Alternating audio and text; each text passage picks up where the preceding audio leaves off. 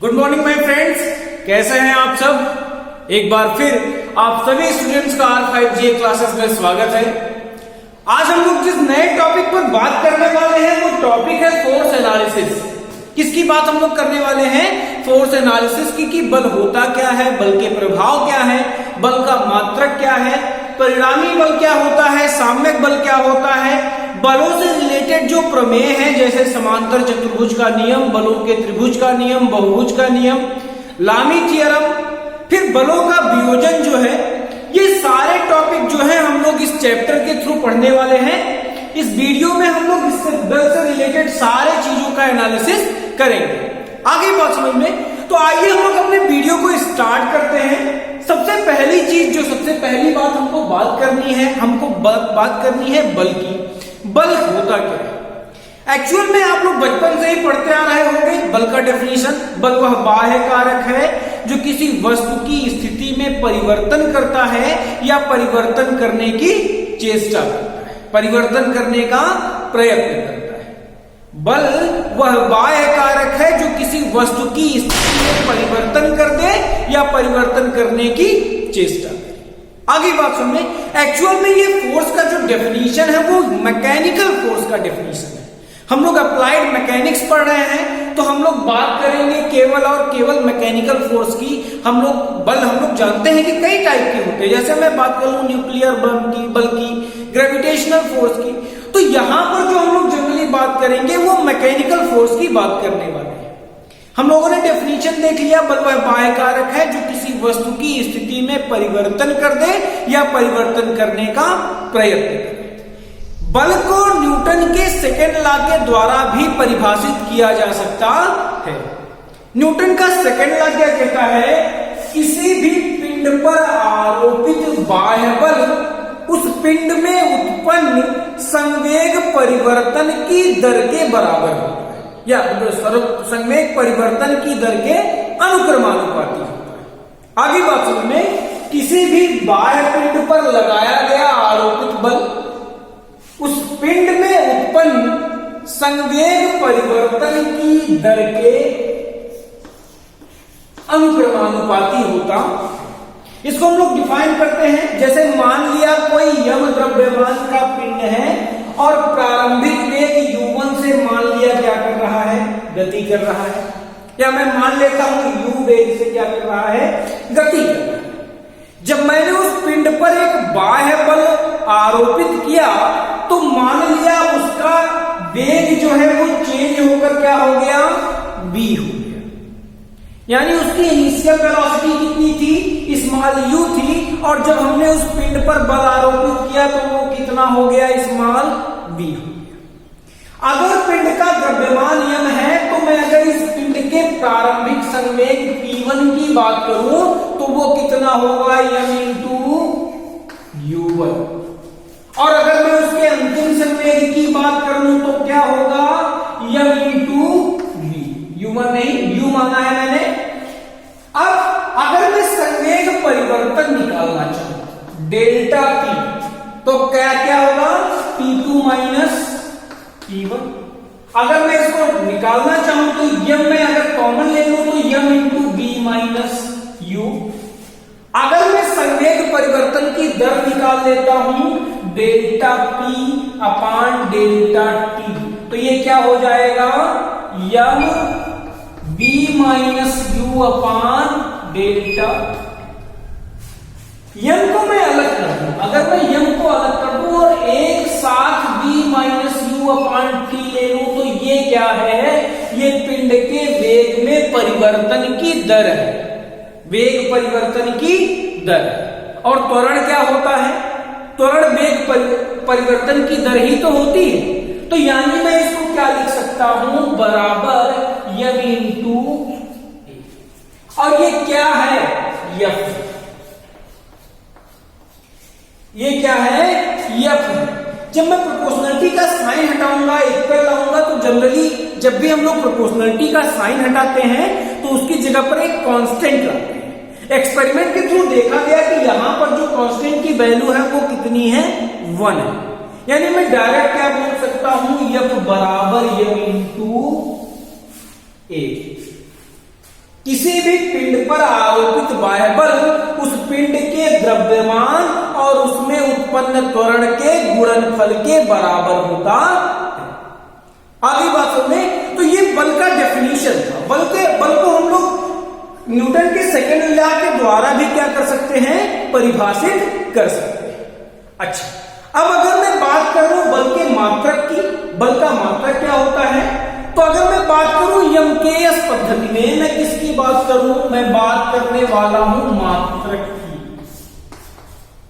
मैं बात करने वाला हूं किसकी, मात्रक की। अगर मैं ये सारी चीजों को हटा दूं,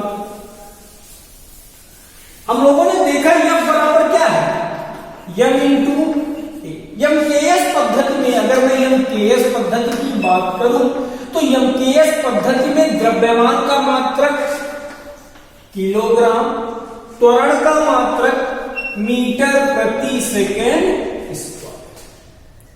यानी अगर मैं बात करूं बल के मात्रक की, तो वो क्या होता है, किलोग्राम मीटर प्रति सेकेंड स्क्वायर, यमकेयस पद्धति। आगे बात समझ में, इसी को शॉर्ट फॉर्म में हम लोग क्या बोल देते हैं, न्यूटन। क्या बोल देते हैं, न्यूटन। अगर मैं यही सीजीएस पद्धति की बात करूं, अगर मैं यही सीजीएस पद्धति की बात करूं तो सीजीएस पद्धति में द्रव्यमान का मात्रक ग्राम, लंबाई का मात्रक सेंटीमीटर और समय का मात्रक क्या होता है, सेकेंड ही होता है। यानी ये क्या हो जाएगा, ग्राम सेंटीमीटर प्रति सेकेंड स्क्वायर। आगे बात सुनने, और इसको हम लोग क्या बोलते हैं, डाइन। क्या बोलते हैं, डाइन। अगर मैं इस एक डाइन को, अगर मैं एक न्यूटन को डाइन के फॉर्म में निकालना चाहूं तो एक न्यूटन बराबर क्या होता है, किलोग्राम मीटर प्रति सेकेंड स्क्वायर। मैं किलोग्राम को ग्राम में कर दूं तो 10 टू दी पावर 3 और मीटर को सेंटीमीटर में कर दूं तो क्या हो जाएगा, 10 to the power 2 gram centimetre प्रति सेकेंड स्क्वायर। क्योंकि सेकेंड यहां पर भी है समय का मात्रक सीजीएस पद्धति में, और सेकेंड जो है वो समय का मात्रक है यमकेयस पद्धति में। तो यहां से क्या आ जाएगा, 10 टू दी पावर 5 डाई। यानी एक न्यूटन बराबर क्या होता है, 10 टू दी पावर 5 डाई। बल का एक मात्रक और भी है। जब हम लोग द्रव्यमान को टन में ले लेते हैं, किसमें ले लेते हैं, मीट्रिक टन में ले लेते हैं। किसमें ले लेते हैं, मीट्रिक टन में ले लेते हैं। यानी जो द्रव्यमान है वो कितने किलोग्राम के बराबर होगा, 1000 किलोग्राम के बराबर। 100 किलोग्राम के बराबर अगर 1 कुंटल, और 1000 किलोग्राम के बराबर क्या होता है, 1 मीट्रिक टन। आगे बात समझ में, तो यहां पर अगर मैं बात करूं एक मात्रक स्थिर की, जिसको हम लोग क्या बोलते हैं, स्थिर बोलते हैं। स्थिर में द्रव्यमान का मात्रक जो होता है वो मीट्रिक टन में होता है, और 1 मीट्रिक टन बराबर कितना, 1000 किलोग्राम। यानी एक स्थिर बराबर क्या हो जाएगा, 1000 न्यूटन। ये मात्रक भी आपको याद रखना है। कभी कभी एसएससी जेईई में ये चीज पूछी गई है, एक स्थिर बराबर क्या होता है, एक स्थिर बराबर 1000 न्यूटन। आगे बात समझ में, तो ये मात्रक था। अब अगर हम लोग बात कर ले इसकी विमा की, तो यम को हम लोग किससे दिखाते हैं, विमा में यम से दिखाते हैं।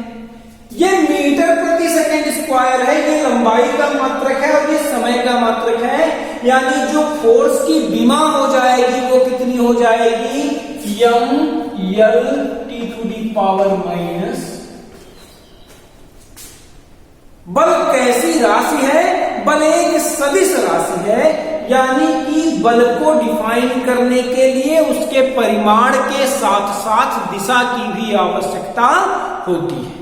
अब हम बात कर ले बलों के लक्षण, बलों के कैरेक्टरिस्टिक क्या होते हैं, हम उसकी बात करने जा रहे हैं। बल हो गया, बल का मात्रक हो गया। अब हम बात करने वाले हैं कैरेक्टरिस्टिक ऑफ फोर्स की, यानी कि बलों के लक्षण की।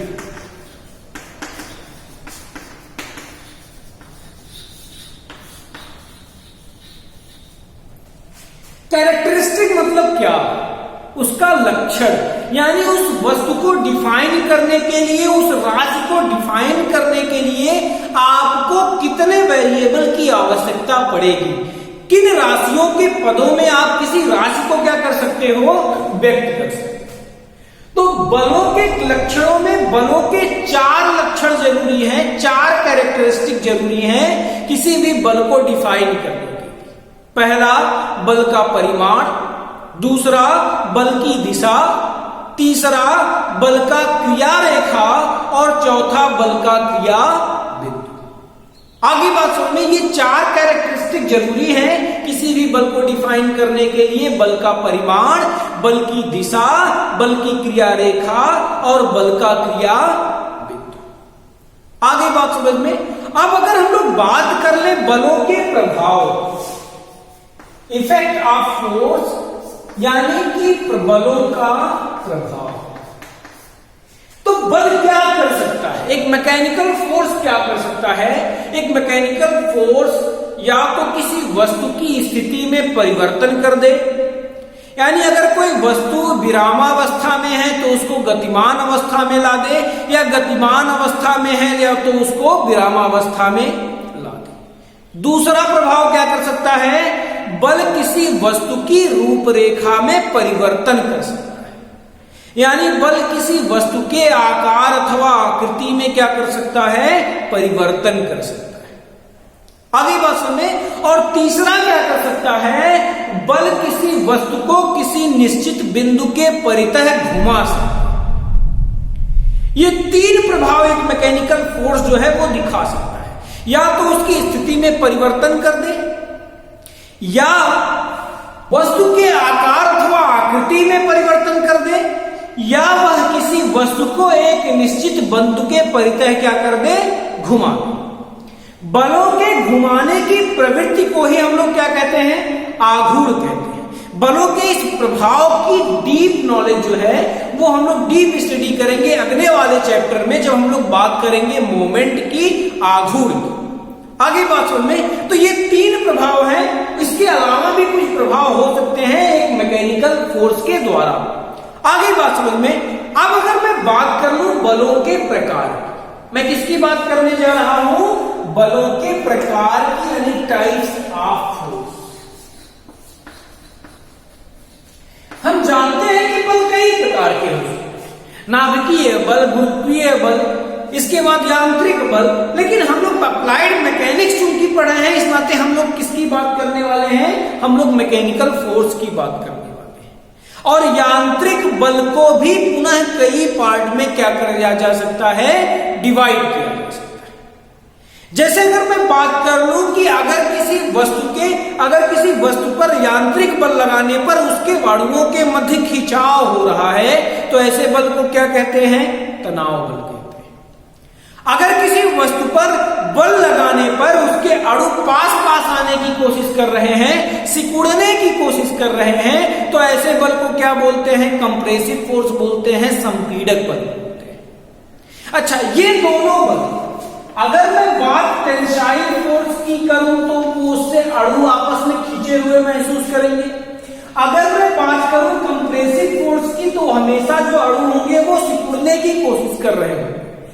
एक बात कॉमन है कि ये दोनों बल सदैव सतह के लंबवत कार्य करते हैं, सतह के अभिलंबवत कार्य करते हैं। अगर मैं किसी वस्तु की सतह के स्पर्श रेखीय कोई बल लगाता हूं, तो जनरली ऐसे बल को हम लोग कहते हैं कर्तन बल। क्या कहते हैं? शियर फोर्स कहते हैं। और शियर फोर्स किसी भी वस्तु की रूपरेखा में परिवर्तन कर देता है, विरूपण कर देता है। आगे बात सुनिए। इसके अलावा अगर मैं बात करूं लोड की, यानी बल के डिस्ट्रीब्यूशन की, तो अगर मैं इस हिसाब से बल को क्लासिफाई करना चाहूं तो बल जो होगा वो 3 तरीके का होगा। क्या क्या? Point load. अगर किसी पिंड पर आरोपित बल किसी एक ही बिंदु पर केंद्रित है तो ऐसे बल को बोलते हैं पॉइंट लोड।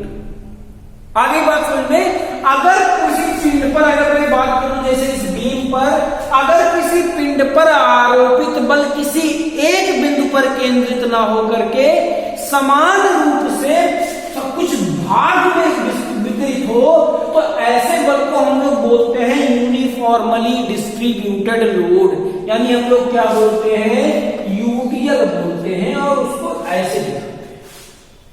आगे बात सुनिए, ये जो यूडीएल और यूबीएल की बात है ये हम लोग सेकेंड ईयर में जनरली इसका यूज करेंगे। जब हम लोग बीम पढ़ेंगे, स्ट्रेस स्ट्रेन पढ़ेंगे, जब आप लोग मास पढ़ोगे, स्ट्रक्चरल मैकेनिक्स पढ़ोगे, ऐसे फर्दर क्लासेस में हम लोग जनरली इसका यूज करेंगे। अब इस फर्स्ट ईयर में अप्लाइड मैकेनिक्स में इसका बहुत ज्यादा यूज नहीं है। आगे बात सुना, लेकिन हमको जानना है कि बल, हम लोग बल के प्रकार पढ़ रहे हैं तो ऐसे भी बल होते हैं। यूडीएल में क्या होता है, यूडीएल में एक स्पैन में, एक लंबाई में बल जो होता है वो समान रूप से वितरित होता है। अगर मैं बात कर लूं यूबीएल की, तो यूबीएल क्या होता है, यूनिफॉर्मली वायरिंग लोड। अगर कोई बल किसी एक निश्चित लंबाई में एक निश्चित अनुपात से बढ़ रहा हो या घट रहा हो, आगे बात समझ में, अगर किसी पिंड पर आरोपित बल एक निश्चित लंबाई में एक निश्चित अनुपात में बढ़ रहा हो या घट रहा हो तो ऐसे बल को हम लोग क्या बोलते हैं, यूनिफॉर्मली वेयरिंग लोड या यूनिफॉर्मली वेयरिंग फोर्स। आगे बात सुने, इसको हम लोग शॉर्ट में यूबीएल बोलते हैं। अच्छा, अब अगर मैं ऐसे कई टाइप्स है जिसके द्वारा मैं क्या कर सकता हूं, बल को क्लासिफाई कर सकता हूं।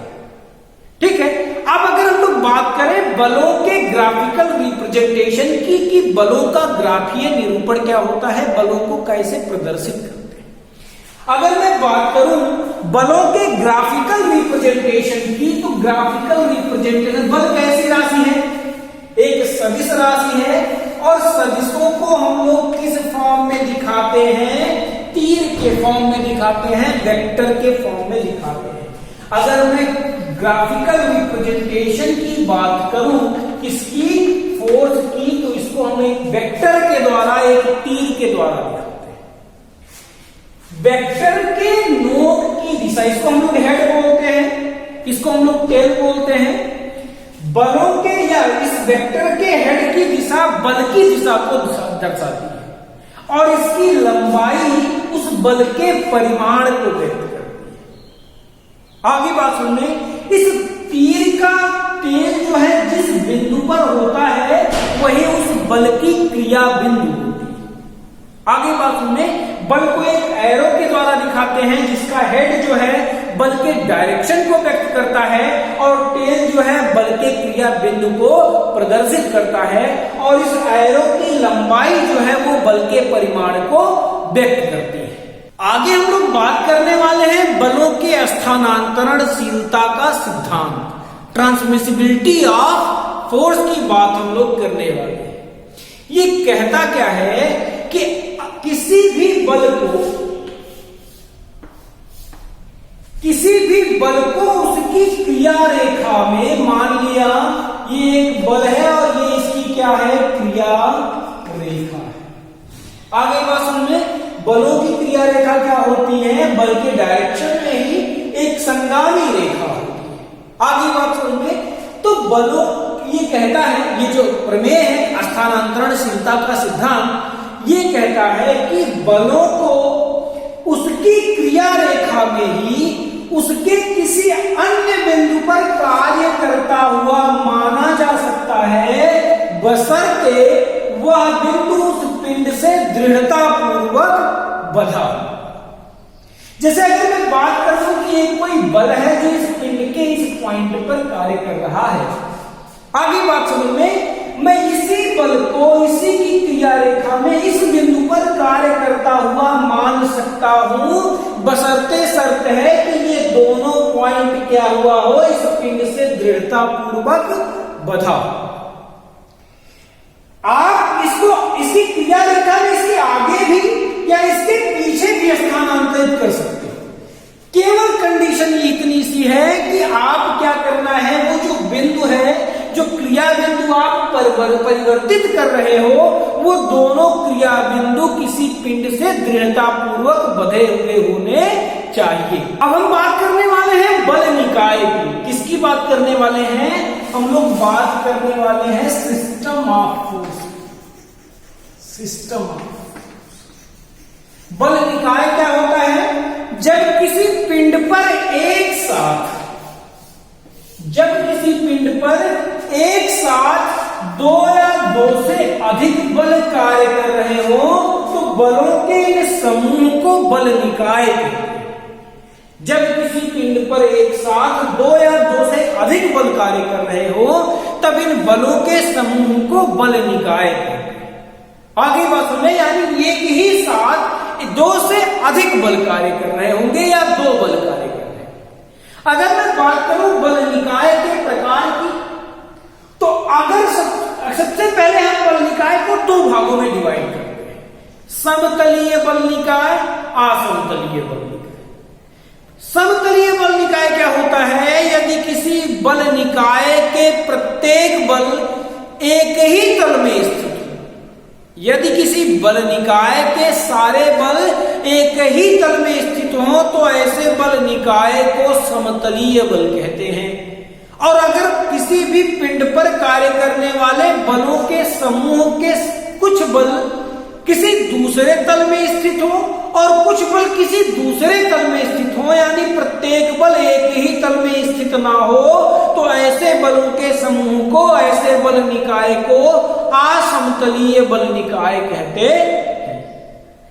अब समतलीय बल निकाय या असमतलीय बल निकाय में फर्दर हम लोग बल निकाय को क्लासिफाई कर सकते हैं। यदि क्या हो, यदि किसी भी पिंड पर कार्य करने वाले सारे बल एक ही तल में स्थित हों और उसके सारे बल किसी एक ही बिंदु से होकर जा रहे हों, तो ऐसे बल निकाय को समतलीय संगामी बल कहते हैं। संगामी यानी कंकरेंट का मतलब क्या? कि उनकी क्रिया बिंदु एक ही बिंदु पर स्थित हो। आगे बात सुनें, तो यदि किसी बल निकाय के सारे बल एक ही तल में स्थित हो तो उसे हम लोग क्या कहेंगे? समतलीय संगामी बल निकाय। अगर किसी वस्तु पर कार्य करने वाले बल एक ही तल में हो लेकिन क्या हो, किसी एक ही बिंदु पर क्रियाशील ना हो, तो ऐसे बल निकाय को हम लोग बोलते हैं समतलीय असंगामी बल। और अगर इन सारे बलों की क्रिया रेखाएं परस्पर समांतर हो जाए, अगर इन सारे बलों की क्रिया रेखाएं क्या हो जाए? परस्पर समांतर हो जाए, तो ऐसे बल निकाय को हम लोग क्या कहते हैं? समतलीय समांतर बल निकाय। इसी तरीके से असमतलीय बल निकाय में भी अगर सारे बल किसी अलग अलग प्लेन में स्थित हो लेकिन किसी एक ही बिंदु से होकर जाते हो तो असमतलीय संगामी बल। अगर एक ही बिंदु से होकर ना जाते हो तो असमतलीय असंगामी बल। और अगर तीनों फोर्स जो है वो अलग अलग तल में है, दो या दो से अधिक बल जो है वो अलग अलग तल में है, लेकिन उनकी क्रिया रेखाएं परस्पर कैसी है?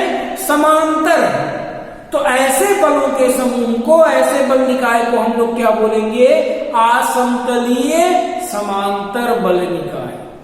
आगे बात सुनिए, तो ये था बल निकाय। बल निकाय क्या होता है? जब किसी पिंड पर एक साथ दो या दो से अधिक बल कार्य कर रहे हो तो ऐसे बलों के समूह को हम लोग क्या कहते हैं? बल निकाय। आगे बात सुनिए, अब हम लोग बात कर लेते हैं किसी बल निकाय से रिलेटेड एक प्रमेय होता है जिसको हम लोग बोलते हैं भौतिक स्वतंत्रता का सिद्धांत। क्या बोलते हैं? भौतिक स्वतंत्रता का सिद्धांत। ये प्रमेय क्या कहता है? ये प्रमेय कहता है कि यदि किसी पिंड पर एक साथ दो या दो से अधिक बल कार्य कर रहे हो, यानी यदि किसी पिंड पर एक बल निकाय कार्य कर रहा हो तो उस बल निकाय का प्रत्येक बल अपना संपूर्ण प्रभाव दिखाता है बिना दूसरे बल से प्रभावित हुए। आगे बात सुनिए, ये प्रमेय कहता है कि यदि किसी बल निकाय के प्रत्येक बल अपना प्रभाव उस पिंड पर स्वतंत्रता पूर्वक दिखाते हैं, जैसे कि उस पिंड पर कोई अन्य बल लगा ही नहीं, ये बल बिना इस बल से प्रभावित हुए अपना संपूर्ण प्रभाव इस पिंड पर दिखाता है। आगे हम बात करने वाले हैं परिणामी बल की। परिणामी बल क्या होता है?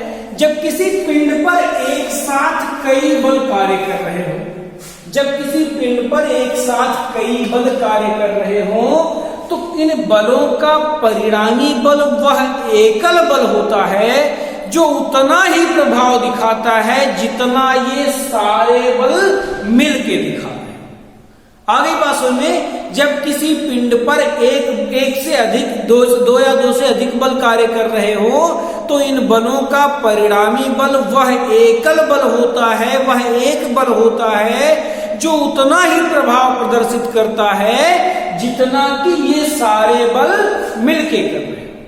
जैसे अगर मैं मान लूं कि कोई पिंड है जिस पर कई बल P1, P2, मान लिया कोई एक बल P3 कार्य कर रहा है, अगर ये इस वस्तु को क्षैतिज डायरेक्शन में 10 सेंटीमीटर क्या कर दे रहा है? विस्थापित कर दे रहा है।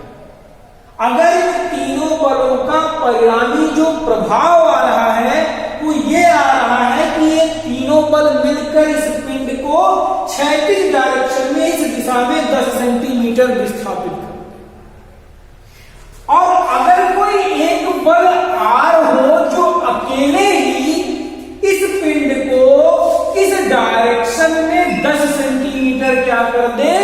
विस्थापित कर, तो इस बल R को इन बलों P1, P2 और P3 का परिणामी R कहा जाएगा। आगे बात सुनिए, यानी यदि किसी पिंड पर एक साथ दो या दो से अधिक बल कार्य कर रहे हो और कोई एक एकल बल R हो, यदि वह उतना ही प्रभाव दिखाए जितना वो सारे बल मिलके दिखा रहे हो, तो उस एकल बल को उन बल समूहों का, उन बलों का परिणामी बल कहते हैं। आगे हम बात करने वाले हैं साम्य अवस्था की। साम्य अवस्था एक्चुअली कई प्रकार की होती है, जैसे थर्मल इक्विलिब्रियम हो गया, मैकेनिकल इक्विलिब्रियम हो गया, केमिकल इक्विलिब्रियम हो गया। लेकिन हम लोग अप्लाइड मैकेनिक्स पढ़ा है, तो यहां हम लोग किसकी बात करेंगे? यांत्रिक साम्य अवस्था की बात करेंगे, मैकेनिकल इक्विलिब्रियम की बात करेंगे। आगे बात समझ में, तो यांत्रिक साम्य अवस्था क्या होती है? वह अवस्था जब किसी पिंड पर कार्य करने वाले सारे बलों का परिणामी शून्य हो जाए।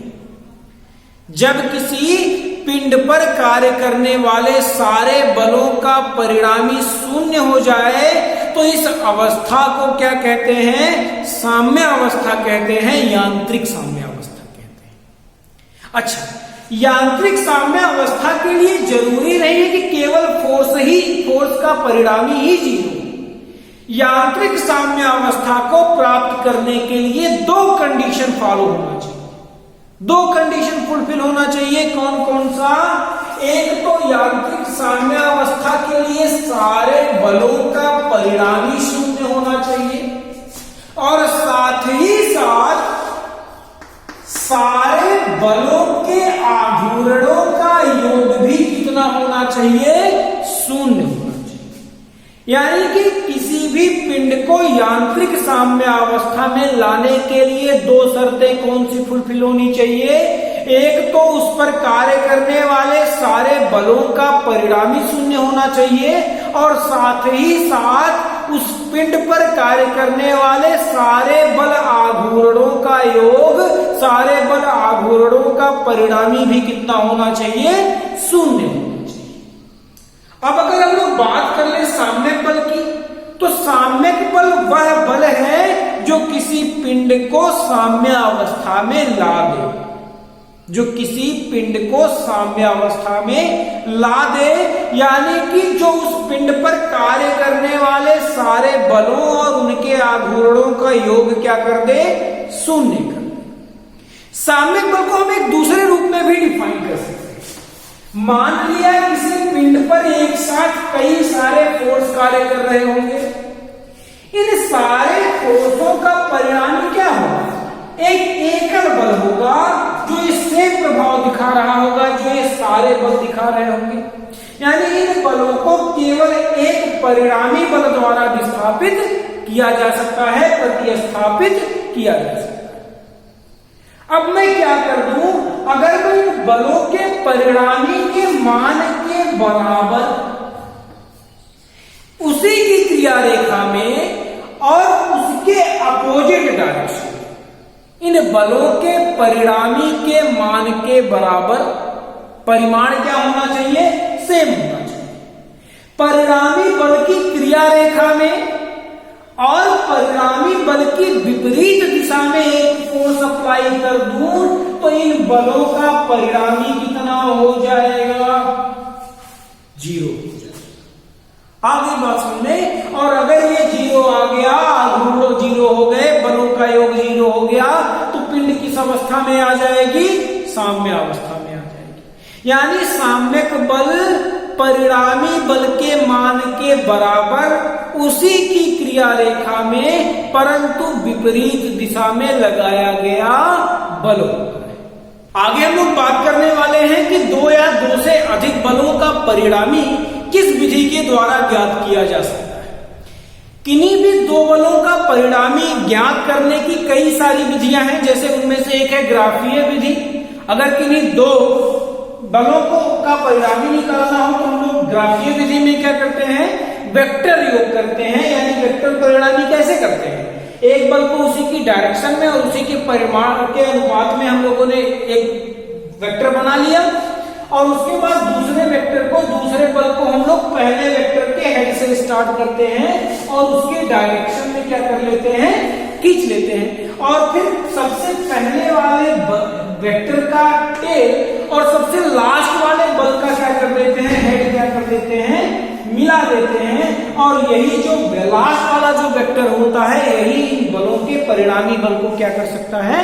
निरूपित करता है।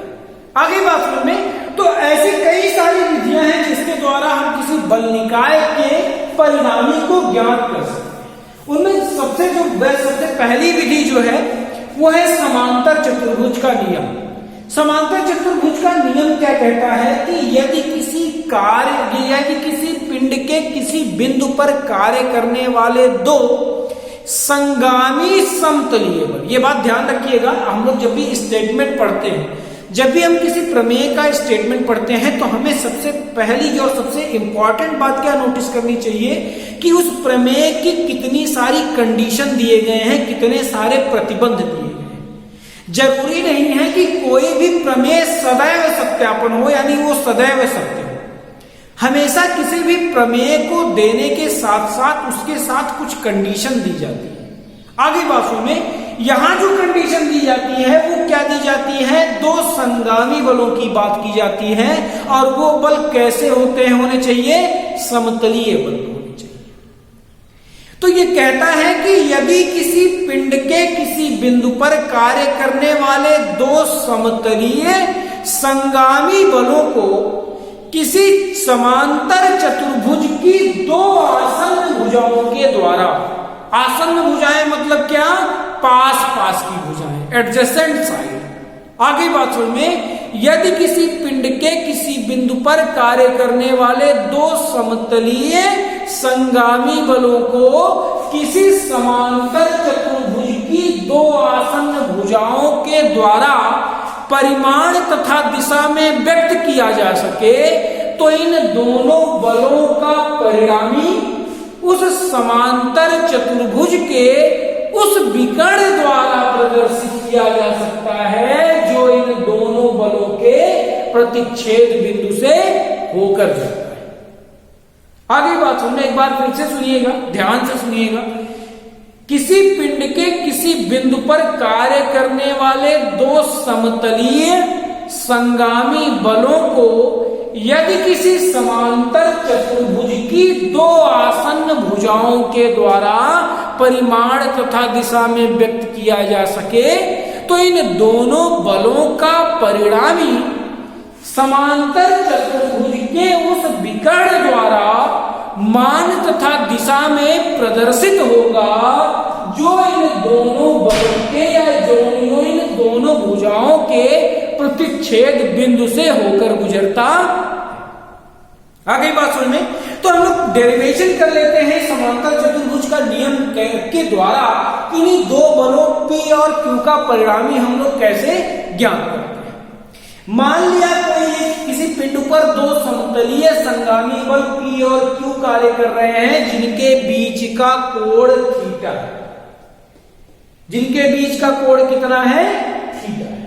आगे बात सुनिए, हमें ऐसे दो समतलीय संगामी बलों का परिणामी चाहिए। समांतर चतुर्भुज का नियम कहता है कि यदि आप इन दोनों भुजाओं, इन दोनों को किसी समांतर चतुर्भुज की दो आसन्न भुजाओं के द्वारा निरूपित कर लीजिए, तो इन दोनों बलों का परिणामी समांतर चतुर्भुज के उस विकर्ण द्वारा प्रदर्शित होगा, जो इन दोनों के प्रतिच्छेद बिंदु से होकर जाता है। हमने इस विकर्ण को बना लिया और मान लिया कि इनका परिणामी कितना है? R है। अब हम लोग जानते हैं कि समांतर चतुर्भुज की सम्मुख भुजाएं आपस में कैसी होती हैं? बराबर होती हैं और समांतर होती हैं। यानी ये अगर क्षैतिज से थीटा कोण बना रहा है, तो ये भी कितना कोण बना रहा होगा? थीटा बना रहा होगा। अगर इसका परिमाण Q है, तो इसका भी परिमाण कितना होगा? Q होगा। अब इस OBN, इस समकोण त्रिभुज OBN को प्राप्त करने के लिए मैंने क्या किया? इस बिंदु B से इस आधार पर क्या कर दिया? लंब डाल दिया, नॉर्मल रेखा खींच दी और एक ट्रायंगल समकोण त्रिभुज राइट एंगल ट्रायंगल OBN का क्या कर लिया? निर्माण कर लिया, जिसकी आधार जो है वो ON है और ON किसके बराबर है? ON OA प्लस AN के बराबर है। जिसका लंब क्या है? BN है और जिसकी कर्ण क्या है? OB है, जो परिणामी R को प्रदर्शित कर रही। फिगर समझ में आ गया? तो आइए हम लोग डेरिवेशन की तरफ चलते हैं। मुझे क्या करना है? मुझे इस R की वैल्यू निकालनी है। अगर किसी समकोण त्रिभुज का आधार पता हो, अगर किसी समकोण त्रिभुज का लंब पता हो, तो हम लोग उसका कर्ण निकाल सकते हैं पाइथागोरस प्रमेय के द्वारा। तो आइए समकोण त्रिभुज OBN में हम लोग पाइथागोरस थ्योरम लगाते हैं। OB स्क्वायर यानी कर्ण का स्क्वायर बराबर आधार का स्क्वायर प्लस लंब का स्क्वायर कर लेते हैं। तो ये ON जो है वो किसके बराबर है? OA प्लस AN के बराबर है। OA किसको प्रदर्शित कर रहा है? बल P को प्रदर्शित कर रहा है, यानी ये P होगा। और AN किसके बराबर है? अगर ये भुजा Q है, तो इस लंब क्या होगा? Q sin थीटा होगा और ये आधार क्या होगा? Q cos थीटा होगा। ये आप लोग कर सकते हो, खुद से कर सकते हो। हम लोग डायरेक्ट आते हैं थ्योरम की तरफ। तो ये मैंने जब इसकी वैल्यू पुट कर दी, P plus Q cos theta का whole square plus Q sin theta का स्क्वायर, और जब मैंने इसको सॉल्व किया तो जो परिणामी R की वैल्यू आ रही है वो कितनी आ रही है? R equals to under root P square plus Q square plus 2PQ cos theta. ये स्क्रीन पर आपको पूरा का पूरा दिख रहा होगा। अगर आप लोग नोट्स बनाना चाहो तो आप लोग वीडियो को पॉज करके यहां पर क्या कर सकते हो? नोट्स बना सकते हो। आगे बात सुन में। अब अगर मैं कह दूं कि मान लिया इन दोनों बलों P और Q का परिणामी बल P से अल्फा कोण पर स्थित है। अगर ये अल्फा कोण पर स्थित है तो एक बार पुनः अगर मैं समकोण त्रिभुज OBN में tan अल्फा ले लूं तो वो कितना होगा? BN अपान ON होगा। BN किसको प्रदर्शित करता है? Q sin थीटा को, और ON किसको प्रदर्शित करता है? P plus Q cos theta. तो इस तरीके से अल्फा की जो वैल्यू आती है, जो ये tan अल्फा आता है, ये इस परिणामी R का बल P से झुकाव होता है।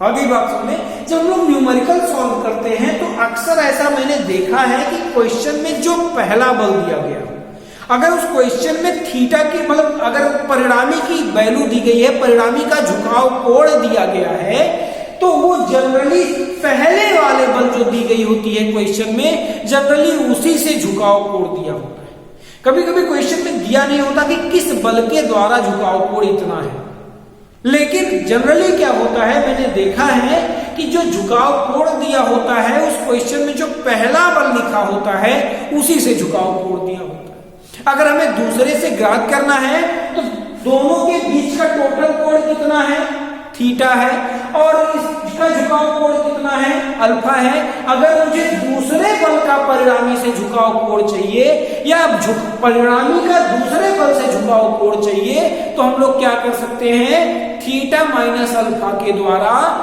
परिणामी का दूसरे बल से झुकाव कोण ज्ञात कर सकते हैं। आगे हम लोग बात करने वाले हैं बलों के त्रिभुज के नियम की। बलों के त्रिभुज का नियम क्या कहता है कि यदि किसी पिंड पर कार्य करने वाले 3 बलों को परिमाण तथा दिशा में, यदि किसी पिंड पर कार्य करने वाले 3 बलों को परिमाण तथा दिशा में किसी त्रिभुज की क्रमागत ली गई 3 भुजाओं के द्वारा निरूपित किया जा सके तो वे तीनों बल साम्यावस्था में होंगे। क्या कहा, यदि किसी पिंड पर कार्य करने वाले 3 बलों को परिमाण तथा दिशा में किसी त्रिभुज की क्रमागत ली गई 3 भुजाओं के द्वारा निरूपित किया जा सके तो वे तीनों बल यांत्रिक साम्यावस्था में होंगे। एक्चुअल में होता क्या है कि ये जो तीसरा बल होता है, ये तीसरा बल सदैव इन दोनों बलों का साम्यक बल होता है। और साम्यक बल क्या होता है, पिंड को साम्यावस्था में। जैसे अगर मैं बात करूं, अगर मैं इन बलों को, मान लिया ये P है, ये Q है, अगर मैं इन दोनों बलों का परिणामी निकालना चाहूं, जैसे अगर मैं बात करूं एक बल यही P है और एक बल यही Q है, तो ग्राफीय विधि द्वारा इनका परिणामी क्या होगा, इनको पहले वाले बल के टेल से दूसरे वाले बल के हेड को मिलाने वाली भुजा जो होगी, जो वेक्टर होगी, वही इन दोनों का क्या होगा, परिणामी। अब देखना यह है कि इन दोनों बलों का परिमाण तो बराबर है लेकिन डायरेक्शन अपोजिट है। ये डायरेक्शन इस डायरेक्शन में है और ये डायरेक्शन ऊपर की है। आगे बात में, यानी इस बल का मान इस बल के मान के बराबर तो है लेकिन इस बल की दिशा इस बल की दिशा के बराबर ना रह के इसके अपोजिट डायरेक्शन में, और दोनों की क्रिया रेखाएं भी एक समांतर होंगी, सेम होंगी।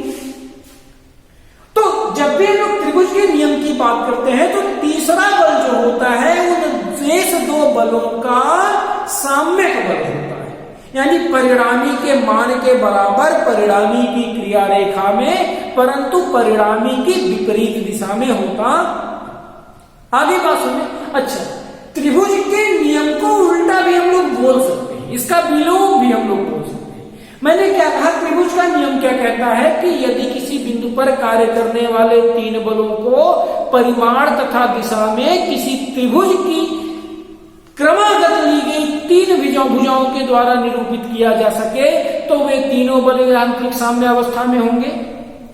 इसका उल्टा अगर मैं कहूं, यानी अगर मैं साम्यावस्था में मान लूं, पहले से मैं कह दूं कि यदि किसी बिंदु पर कार्य करने वाले 3 बल यांत्रिक साम्यावस्था में हैं, मैंने पहले से क्या कर लिया, उन्हें यांत्रिक साम्यावस्था में मान लिया। यदि किसी पिंड पर किसी बिंदु पर कार्य करने वाले 3 बल यांत्रिक साम्यावस्था में हैं तो इन तीनों बलों को किसी त्रिभुज की 3 क्रमागत भुजाओं के द्वारा परिमाण तथा दिशा में व्यक्त किया जा सकता है। आगे हम लोग बात करने वाले हैं बलों के बहुभुज नियम की। किसकी बात करने वाले हैं, बलों के बहुभुज नियम की। बलों के बहुभुज का नियम क्या कहता है कि यदि किसी कण पर कार्य करने वाले 2 या 2 से अधिक बलों को, यदि किसी कण पर कार्य करने वाले 2 से अधिक बलों को किसी बंद बहुभुज की क्रमागत ली गई भुजाओं के द्वारा निरूपित किया जा सके तो वे बल यांत्रिक यांत्रिक साम्यावस्था में होंगे। यदि किसी कण पर कार्य करने वाले दो से अधिक बलों को परिमाण तथा दिशा में किसी बंद बहुभुज की क्रमागत ली गई भुजाओं के द्वारा परिमाण तथा दिशा में व्यक्त किया जा सके तो वे बल समूह या वे बल कैसे होंगे? यांत्रिक साम्यावस्था में होंगे। बहुभुज नियम में भी जो लास्ट वाला बल होता है, जो सबसे लास्ट वाली भुजा होती है, वही साम्यक बल होता है। आगे बात समझ में, जो सबसे लास्ट वाला बल होता है वही साम्यक बल होता है, यानी वही इस बल के समूह को क्या कर देता है? यांत्रिक साम्यावस्था में ला देता है। इन बलों का परिणामी कितना हो जाता है? शून्य हो जाता है। आगे बात समझ में, ये भी इसको हम लोग ग्राफीय विधि द्वारा ही समझ सकते हैं कि सारे बलों को, जैसे अगर मैं इस बलों का परिणामी निकालूं तो ये हो जाएगा, यहां इसके परिणामी से अगर मैं ये दूसरा बल खींचूं, इनका परिणामी ये हो जाएगा, और इस तरीके से अगर मैं इन सारे बलों का परिणामी निकालते जाऊं तो लास्ट में जो बल हमको प्राप्त हो रही होगी, ये वाली भुजा जो हमको प्राप्त हो रही होगी, इसका मान इसके इन बलों के परिणामी के बराबर होगा। क्रिया रेखा भी एक दूसरे के समान होगी, परंतु क्या होगा? एक भुजा का जो डायरेक्शन है, इस बल का डायरेक्शन है, वो परिणामी के डायरेक्शन के अपोजिट है। यानी लास्ट वाली भुजा क्या है? साम्यक बल को निरूपित कर रही होगी।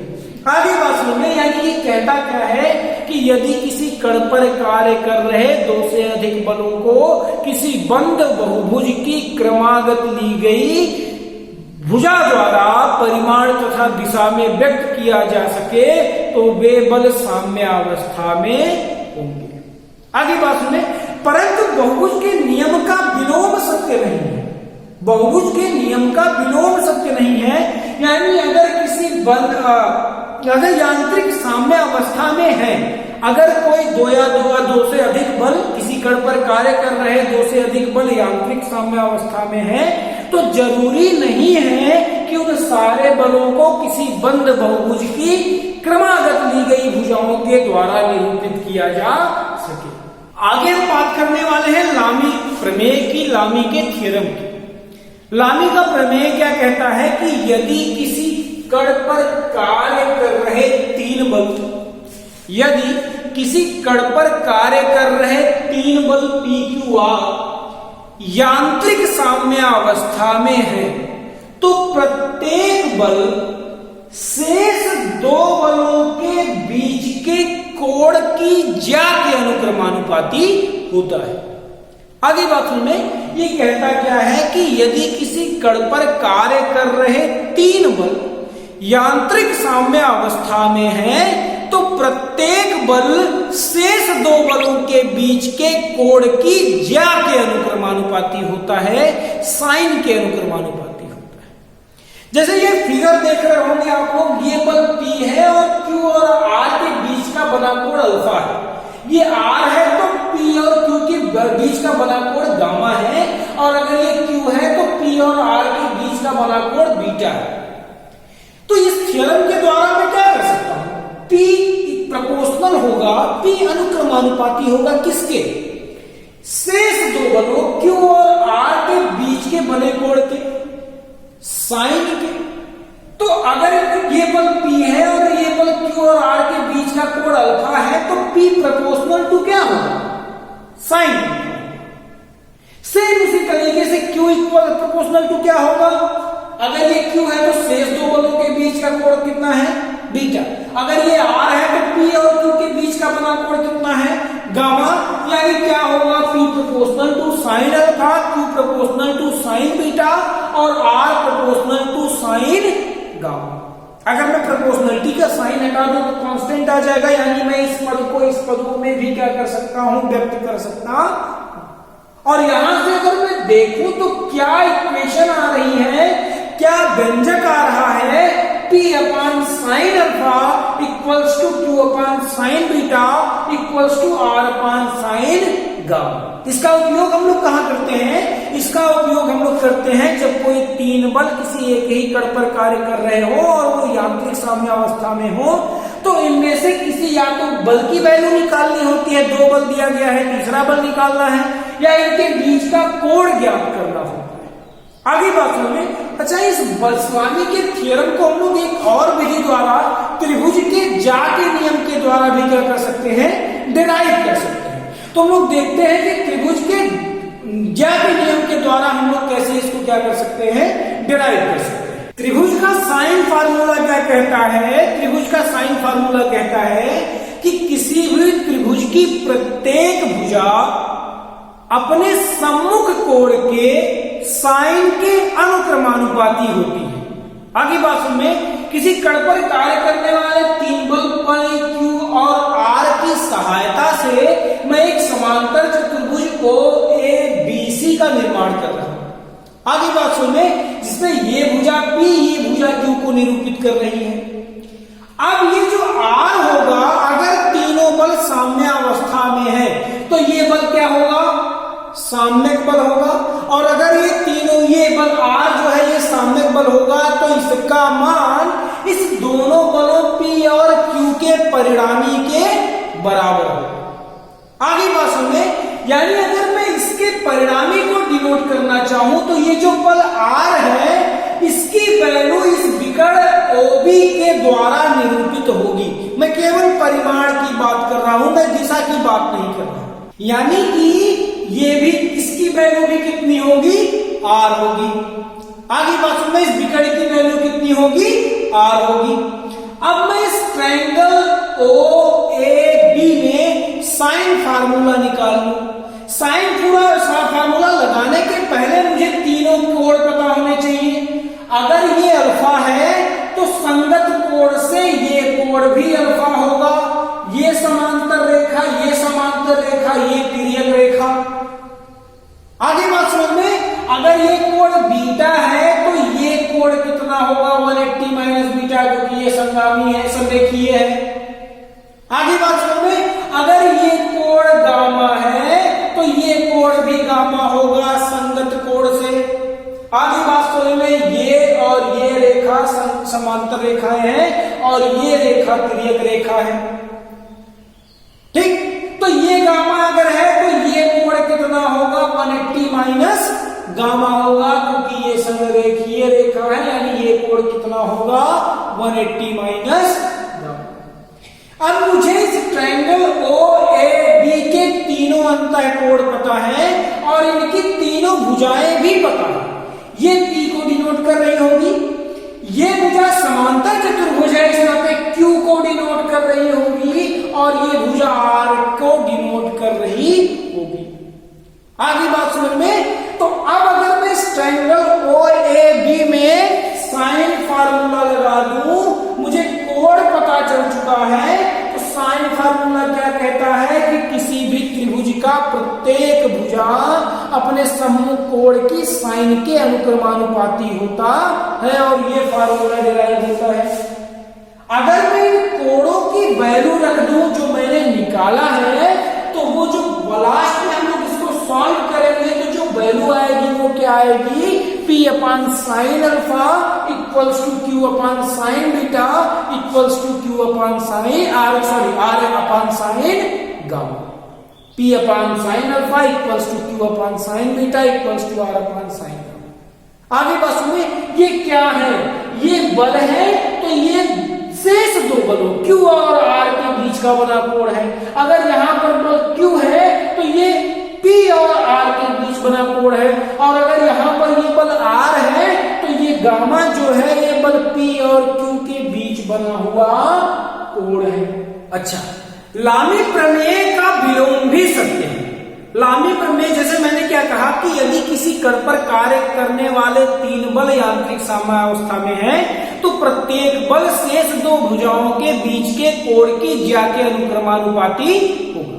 अगर मैं इसका उल्टा कहूं कि यदि किसी कण पर कार्य करने वाले 3 बल इस प्रकार हैं कि प्रत्येक बल शेष 2 भुजाओं या शेष 2 बलों के बीच की कोण के ज्या के अनुक्रमानुपाती है, तो वे तीनों बल यांत्रिक साम्यावस्था में होंगे। आगे हम लोग बात करने वाले हैं बलों के विघटन की। कि बलों का विघटन क्या होता है। यदि किसी एक बल को किन्हीं दो दिशाओं में इस प्रकार विघटित किया जाए, इस प्रकार डिवाइड किया जाए कि इन दोनों विघटित बलों का संयुक्त परिणामी उस पहले वाले बल के ही बराबर हो परिमाण तथा दिशा में, तो इस क्रिया को बलों का विघटन कहते हैं। मैंने क्या कहा, यदि किसी बल को किन्हीं दो भिन्न भिन्न दिशाओं में इस प्रकार विघटित किया जाए कि इन दोनों का संयुक्त परिणामी पहले वाले बल के बराबर ही हो परिमाण तथा दिशा में, तो इस क्रिया को बलों का विघटन कहते हैं। आगे बात सुनिए, जब भी हम किसी बल का विघटन करते हैं तो दो भाग हमको प्राप्त होते हैं, या तो वो संघटक कहलाते हैं और या तो वो क्या कहलाते हैं, वियोजित भाग कहलाते हैं। यदि विघटित बलों के बीच के कोण संपूरक है, संपूरक मतलब क्या, यदि दोनों विघटित बलों के बीच का कोण का योग 90 डिग्री है, तो ऐसे प्राप्त बलों को हम लोग क्या कहते हैं, वियोजित भाग। आगे बात सुनिए, और अगर विघटित भाग जो P और Q है, इन दोनों के बीच का कोण कुछ भी हो, यानी संपूरक ना हो, तो ऐसे बल जो हमको प्राप्त होते हैं, ऐसे बलों को हम लोग क्या कहते हैं, संघटक कहते हैं। यानी अगर मैं किसी बल R को दो भागों में P और Q में विघटित करूं और इनके बीच के कोण अल्फा और बीटा का योग 90 डिग्री हो, यानी ये कोण अल्फा और बीटा संपूरक हो, तो ऐसे विघटित भाग P और Q को मैं क्या कहूंगा, बल R का वियोजित भाग। और अगर इनको मैं इस तरीके से विघटित करूं कि इन अल्फा और बीटा का कोण संपूरक ना हो, यानी 90 डिग्री ना हो, तो ऐसे वियोजित बल P और Q को मैं क्या कहूंगा, संघटक कहूंगा। ऐसे विघटित बलों P और Q को मैं क्या कहूंगा, संघटक कहूंगा। आगे बात सुने, तो बलों का विघटन जो है वो भी हम लोग त्रिभुज के साइन के फार्मूले से ही करते हैं, त्रिभुज के ज्यामिति के द्वारा ही किया जाता है। इन विघटित बलों का मान ज्ञात करने के लिए हम लोग एक बार फिर से क्या करते हैं, ट्रायंगल के साइन फार्मूला का क्या कर लेते हैं, यूज कर लेते हैं। मान लिया मैं क्या कर लेता हूं, बल P और Q को किसी समांतर चतुर्भुज की दो आसन भुजाओं के द्वारा निरूपित करके एक समांतर चतुर्भुज बना लिया। अब मुझे क्या करना है, इस ट्रायंगल OAB के तीनों अंतःकोण चाहिए। ये कोण हमको पता है कितना है, अल्फा।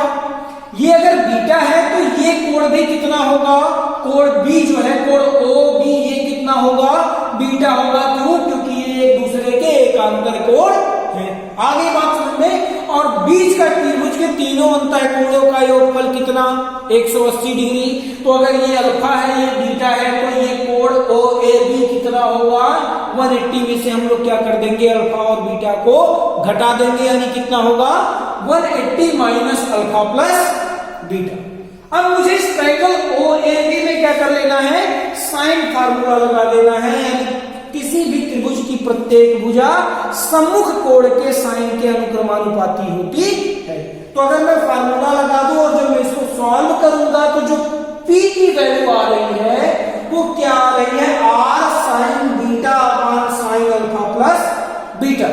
और Q की वैल्यू क्या आ रही है, R sine alpha upon sine alpha plus beta.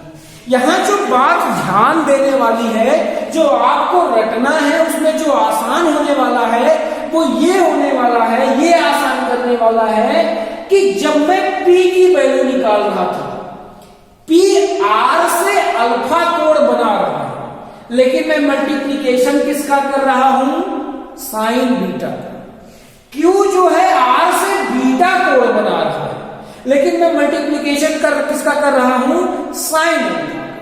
तो जब भी मैं किसी बल का वियोजित भाग या विघटित भाग निकालूंगा, संघटक निकालूंगा, तो मैं क्या करूंगा, जितने कोण पर मुझे विघटित भाग निकालना होगा, मैं उसके अपोजिट वाला एंगल लूंगा, ऊपर।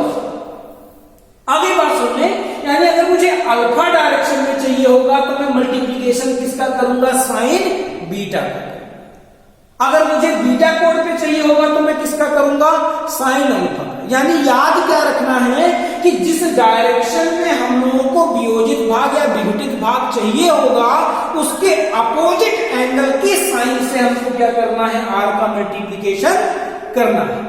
आगे बात सुनिए, ये संघटक पद अगर मैं कह दूं कि इसी अल्फा और बीटा का कोण कितना है, योग कितना है 90 डिग्री, तब क्या हो जाएगा, अगर मैं एक बार फिगर फिर से बना दूं,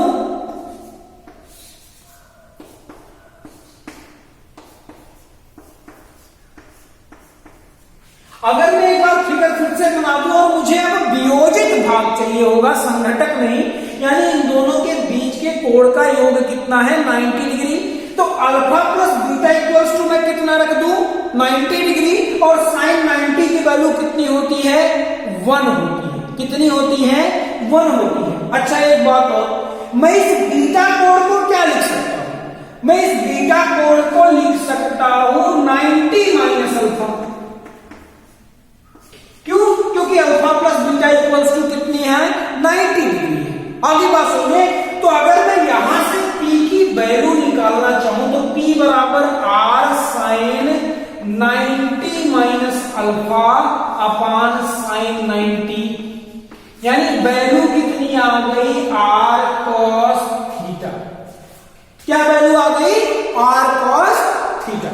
और अगर मैं बात कर लूं Q की तो ये क्या होगा R sine alpha upon sine 90 equals to R sine. यही कारण है कि जब भी हम लोग किसी भी रेखा का या किसी भी सदिश का प्रक्षेप ज्ञात करते हैं तो जो क्षैतिज प्रक्षेप आता था वो R cos थीटा यानी cos थीटा के फॉर्म में आता था, और जब मैं उसका ऊर्ध्वाधर घटक निकालता था तो वो क्या आता था साइन अल्फा आता था या साइन थीटा आता था। आगे बात सुनिए, यानी कि अगर मुझे वियोजित भाग चाहिए होगा तो just P equals to R cos theta और Q equals to R sin theta हो जाएगा।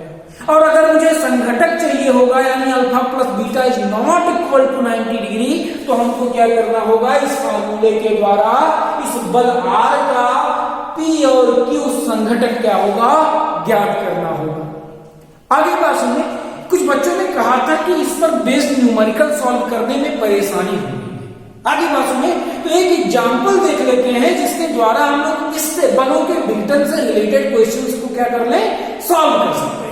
तो अब हम लोग बलों के विघटन पर रिलेटेड क्वेश्चंस को सॉल्व करने जा रहे हैं। एक एग्जांपल मैंने लिया है 100 न्यूटन, 200 न्यूटन, 150 न्यूटन और 180 न्यूटन और 130 न्यूटन का बल एक बिंदु पर कार्य कर रहा है और उनका क्षैतिज और ऊर्ध्वाधर से कोण दिया गया है। ऐसे क्वेश्चंस को सॉल्व करने के दो तरीके हैं। या तो आपको करना क्या है, पहली बात ये बता दूं, आपको करना क्या है कि इन सारे बलों का यक्स कंपोनेंट यानी इन सारे बलों को वियोजित करना है cos थीटा और sin थीटा के फॉर्म में। आगे बात सुनने, रिसोल्यूशन ऑफ फोर्स करना है, इसको विघटित करना है सारे बलों को, और उसके बाद उसका x कंपोनेंट और y कंपोनेंट निकाल के r equals to under root of x square plus y square के द्वारा हम इनका परिणामी क्या करेंगे, निकालेंगे।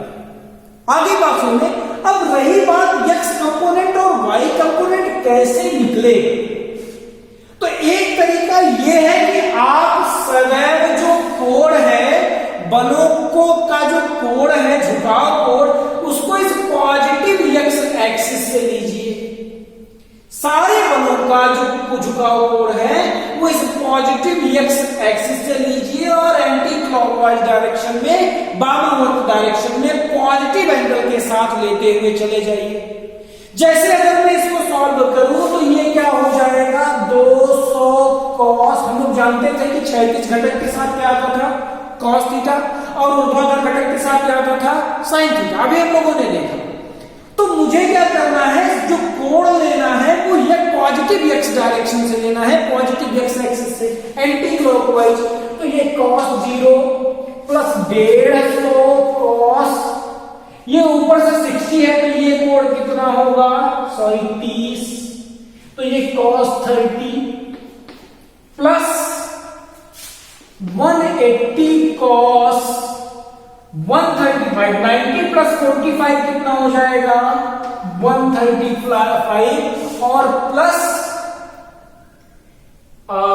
130 कॉस 180 और प्लस 100 कॉस 270। आगे बात समझिए, y कंपोनेंट कैसे लेंगे। y कंपोनेंट हमको लेना है तो हम लोग ले लेते हैं 200 sin 0, इसका क्षैतिज से झुकाव कोण कितना है पॉजिटिव एक्स डायरेक्शन से 200 न्यूटन का 0, तो ये ले लेते हैं 200 sin 0 plus 150 sin 30 plus 180 sin 135 plus 130 sin 180 plus 100 sin 270। आगे बात समझ में, यहां पर जो मैंने एंगल लिया है वो सदैव इस पॉजिटिव एक्स डायरेक्शन से ही लिया है। अच्छा, अगर मुझे क्या करना है, अगर मैं इसको दूसरे तरीके से भी सॉल्व करूं, हमको करना क्या होगा, इसकी वैल्यू निकाल लेनी होगी, इसकी वैल्यू निकाल लेनी होगी, आप लोग सॉल्व कर सकते हो, और उसके बाद फिर r equals to under root x square plus y square के द्वारा हम लोग इसका रिजल्टेंट क्या कर सकते हैं, निकाल सकते हैं।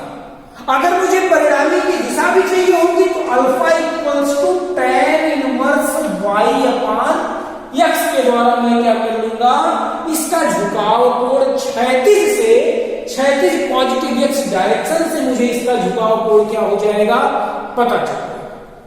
आगे बात सुनिए, आपको अगर और आसान बनाना है इसको, तो आप यही जो एक्स कंपोनेंट निकाले हो, इसको जरूरी नहीं है कि हमेशा पॉजिटिव एक्स डायरेक्शन से ही एंगल लेनी है।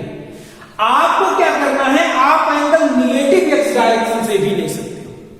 आ गई बात सुनने, लेकिन बात यह है कि जब निगेटिव एक्स डायरेक्शन से आपको एंगल लेना होगा तो उसको ऐड ना करके माइनस करना होगा, सब्ट्रैक्ट करना।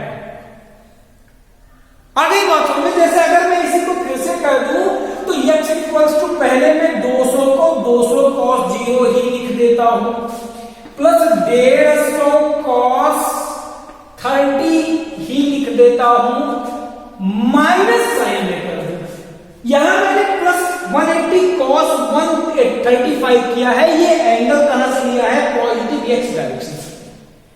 अगर मैं निगेटिव एक्स डायरेक्शन से ले लूं तो मैं क्या कर दूंगा, यहां पर निगेटिव साइन कर दूंगा और मैं क्या कर सकता हूं, माइनस 180 cos, अब इसका इस माइनस एक्स डायरेक्शन से डायरेक्शन कितना है, माइनस एक्स एक्सिस से 45।